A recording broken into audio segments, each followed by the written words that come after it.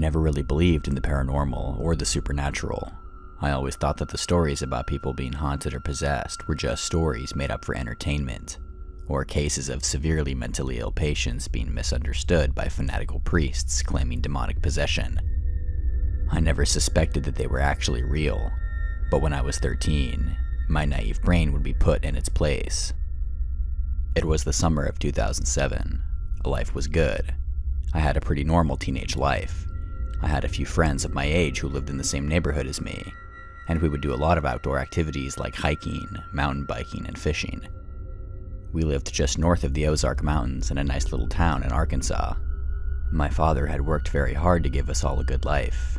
He came from a poor family and joined the military at 18 to better his future, and it paid off. He got a good job working on airplanes, and we moved to the country.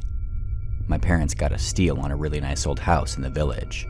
It was a nice little community built into the woods, which had a golf course, private lake and trails, and its own shopping center with a harps and a couple of restaurants. We were a happy, normal middle-class family. That is, until that thing showed up and ruined our lives. There were a lot of local legends about the natives that used to inhabit the area. Supposedly, our entire community was built on top of sacred land. I used to walk the trails near my house a lot, and you could find cliffs and overhangs with Indian paintings on the walls, and remnants of their civilization. I always felt bad about how they were driven from their homes by my ancestors, but I was still grateful for my home and wonderful life. The kids at school would often scare each other by telling tales of shamans summoning skinwalkers and rakes, and that to this day they still haunt the woods at night, looking for a midnight snack. I always laughed it off. Ghosts and monsters aren't real, and they're just made up stories to scare kids. I always thought that the ghost hunter shows were ridiculous. You wouldn't hear or see anything on camera, but the people in the shows would jump at a creek in the night, and suspenseful music would play while the camera focused on empty darkness. Those shows can be fun for the imagination, but the reality of paranormal entities is much more terrifying. They can tear apart families and bring your whole world crashing down. I would learn this dark reality one summer night. The air was cool. I had my window open and could hear the wind flowing through the leaves. The cicadas reverberating through the midnight woods put me in a sleepy trance. I relaxed and drifted off to sleep. In such a peaceful place, I was completely safe. I always felt one with the woods. It really is beautiful here. Cradled in the sounds of nature, I drifted into a deep sleep. Then, a wave of panic. I feel every hair stand up, chills down my spine. I feel the eyes of someone on me. I can feel their sinister intent. Every fiber in me is telling me to run. There is something here that wants to kill me. No, worse, it wants to own me, to see me suffer. It has to be watching me. For a long time, I have been chosen. I can't breathe. Help me, help me. I scream, Mom. I hear laughter. Not human, not a physical voice. Multiple voices of all octaves laughing at once. I can't open my eyes. I can't breathe or talk, but I see its eyes. Blue, bloodshot, bulging eyes. Huge pupils.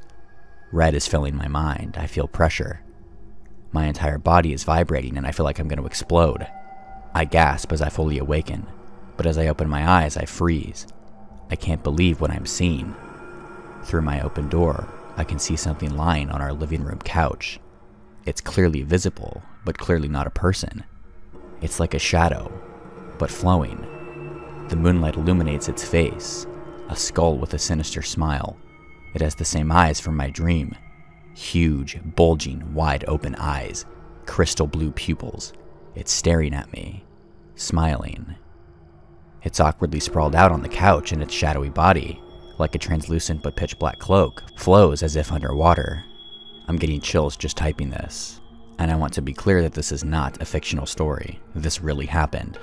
I was so scared I was frozen. I felt electricity going up and down my spine, through my brain. My eyes were wide and watering, my mouth hung open. It stared into my eyes, into my mind for what felt like hours. It then quickly shifted out of sight. It darted down the couch and into the shadows. Adrenaline hit me and I ran into my parents' room. I burst open the door panting and covered in sweat. My parents were at first annoyed, and it was the typical thing parents do when something like this happens. But as I described every detail about my encounter, and when they saw how terrified I was, I started to see a look of unease and fear in my father's eyes. He was scared. He believed me. My father, being a devout Christian, believed in demons, and he was convinced I had just been tormented, and that I was in danger. He was very serious, and I could see that he was disturbed by what had just happened. He woke up my little sister, and the whole family gathered in the living room. I wish my dad had never done what he did next. He got out his Bible and turned the pages to a verse. I don't quite remember the actual verse, but it was something about casting out demons.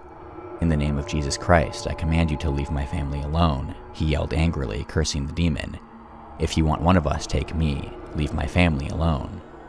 We sat in the living room talking well into the night, and after a while we were all tired and went back to bed. I couldn't sleep though. I couldn't forget those eyes, its evil smile, the way it moved. It was disturbing. Fast forward a few months and things were normal. Me and my sister went back to school, and for the most part, I had forgotten all about the demon. I even convinced myself it was a bad dream, or even sleep paralysis, even though that was the only time sleep paralysis had ever happened to me. I went on with my life, until we got the worst news I had ever heard to this day. My dad was diagnosed with a rare form of bone cancer, and it had spread. He was dying. We were devastated. I hugged my father and cried all day that day. I couldn't believe I was going to lose my dad. He was always so strong and seemed very healthy. The weird thing is, and the doctors were also puzzled, his cancer was usually only found in teenagers. It was a cancer that almost 100% of the time was only found in boys in their early teens. This shocked me and made me feel guilty. The whole experience of the demon became prominent in my mind, and I remembered my father's words to the demon. I think it had its eye on me, but went after my dad instead. I wish it had taken me though. My family would be much better off if it had. My father remained positive through his sickness. He went to chemotherapy sessions, started eating healthier, and worked out as much as he could. With his bald head and amputated leg, people would often come up to him and thank him for his service. He always laughed and said thank you because he was a veteran. However, contrary to what people thought, his condition was much worse than if he had stepped on an IED. He lived for 3 more years, even though the doctors said he had less than a year to live. He always stayed happy and positive, more for our sake than his. But toward the end, he started to slowly deteriorate. It was awful. I couldn't do anything to help him. The man I looked up to, who was protecting us, who I always saw as invincible, was crumbling before me. He lost all his weight and started sleeping on the couch to not disturb my mom. He was so sick. He suffered so much. I would hear his death rattles and moans and want nothing more than to help him in any way I could. Something that disturbs me so much to this day is that I started to realize something. He more and more resembled the demon.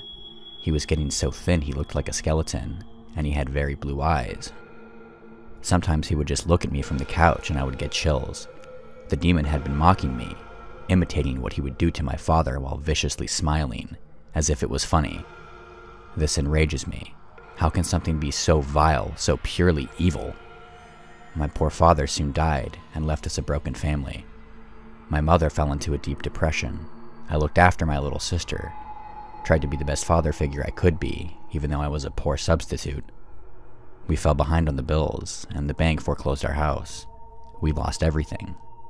The next handful of years were a struggle, but now I'm an adult and have gotten some sort of a stable life.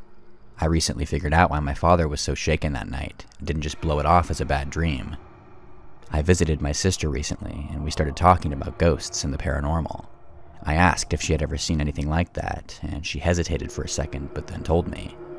And what she said gave me the chills. She was very young the night I saw the demon, and had largely forgotten that night. But she told me she used to see a shadowy man standing at the end of her bed. He had a skull for a face. Demons are real.